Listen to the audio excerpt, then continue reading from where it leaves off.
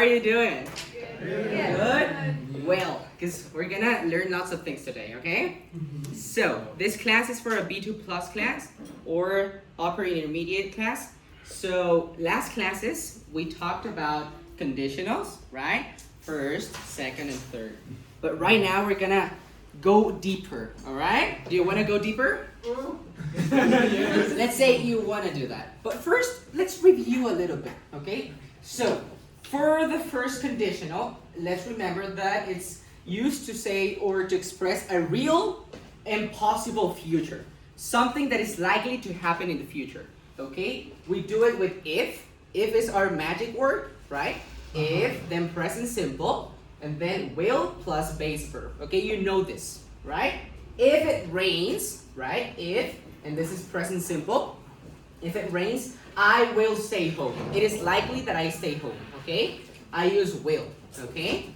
Any questions so far? I think you know this. No, I don't remember that one. Now, we're gonna see inverted conditionals. What are these? If you wanna sound more formal, or if you wanna emphasize the situation, you can use inverted conditionals. You can use an inversion, okay? For example, the normal first conditional is if she goes, she will see it. Could you repeat after me? If she goes, she will see it. If she goes, she will see it. Now, if we want to make it more formal, right? We can start the same first conditional with should, right? Then with the subject, she, right? And then with the infinitive. I mean the verb in its base form, okay? Not goes, because goes is not in the base form. It is go, right? Repeat after me. Should she go? Should she go? She will see it. She will see it. Now, if she goes and should she go is the same thing. Both sentences mean the same thing.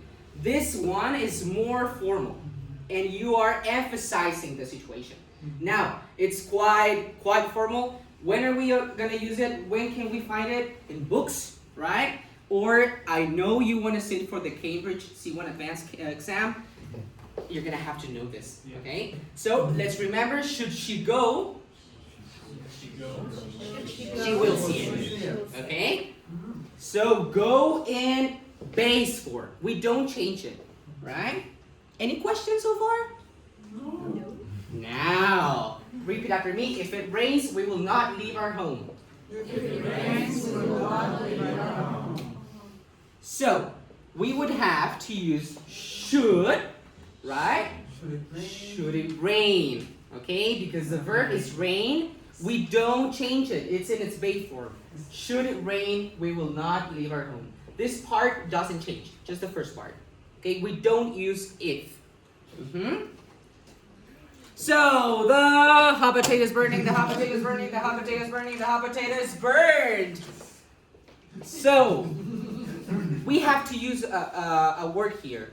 What is the word we need here? Should.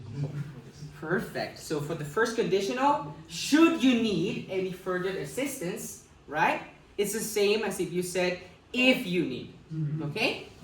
Any questions so far? Now let's go to the second conditional, shall we? Okay?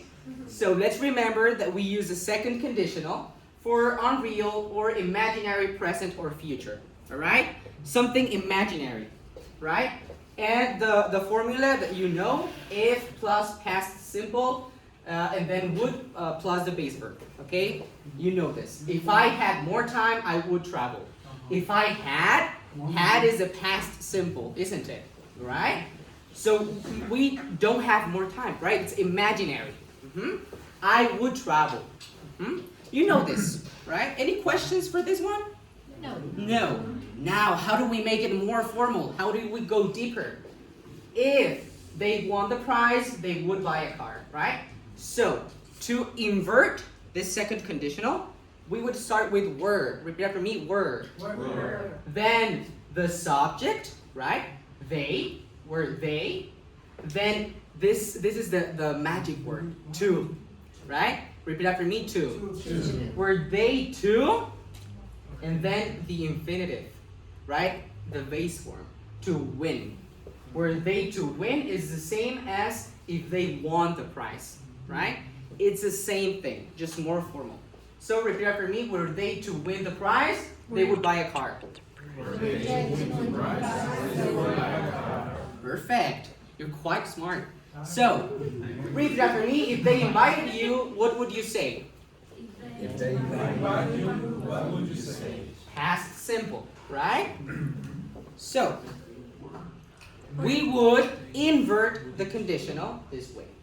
Just write down were, repeat after me, were, the subject, they, to invite, not to invite it, right? It's in its base form, to invite. So, again, were they to invite you, what would you say? Again? Were they to invite you? What would you say? The hot potato is burning, the hot potato is burning, the hot potato is burning, the hot potato is burning, the hot potato is almost burning, the hot potato is burned. Perfect. Citlali, how are you? I'm great. How are you? Awesome. I'm perfect. Thank you. I mean, no, Yes, you are. Yes, you are. What would you do here? Were they to apologize? Oh my God, high five from here. Perfect. So, everyone, were they to apologize? Were they to apologize tomorrow? I wouldn't forgive them. Any questions? No. And then the last one, third conditional, right? We use it for unreal past. When we regret something, right? We use it for, or to talk about regrets about the past, right? Like, if I had studied, I would have passed, right? So, you know this thing, right? If, and then we have a past perfect, if I had studied, and then would have plus past participle, right? This is a past participle, would have. I am not talking a lot about this because we talked about this conditionals, right, prior. So, let's see. Could we say, if it had rained, we wouldn't have stayed in that village? If it had rained, we wouldn't have stayed in that village. It's a regret, right? Right. So, we want to go deeper, we want to go more formal, and we want to emphasize the situation. It's pretty simple. We just have to use had, repeat after me, Had. then the subject, It. right, it, and then the participle, rained. Rained. So, instead of saying, if it had rained, we could go more formal and say, had it rained. Repeat after me, had it rained, Had it rained, we wouldn't have stayed in the village. we wouldn't have stayed in the village. Perfect. Now, again, repeat after me, if we had arrived earlier, If we had arrived earlier, we wouldn't have to miss the plane. it's a regret, right? Now, let's go more formal because we want to do it. So, had we arrived, again, had we arrived. If you want to sound like Shakespeare, right? The hot potato is burning, the hot potato is burning, the hot potato is burning, the hot potato is burning, the hot potato is burned. So, what will you write here? Had they studied, they wouldn't have done poorly. Oh my God, you're so smart. That's incredible. Yes. The hot potato is burning, the hot potato is burning, the hot potato is burning, the hot potato is burned. Let's see. What would you say here? It's the first conditional. Don't worry. So, should, everyone should? Should I need something? It's the same as if you said, if I need something, right? Now, the hot potato is burning, the hot potato is burning, the hot potato is burnt. Could you help me with this one? Yes, were I to get laid, I will bail. Oh my God, that's incredible. Let's all clap. That was perfect. So, everyone, were I to? Were I to get Get. late? Not got, right? It's the same as if you said, if I got late, were I to get late. And the last one, the hot potato is burning, the hot potato is burning, the hot potato is burned.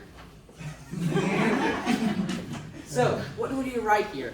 Had I just lived in, I Perfect. would have to go to class. So, It's pretty simple, isn't it? It's just more formal. And that was it. Thank you.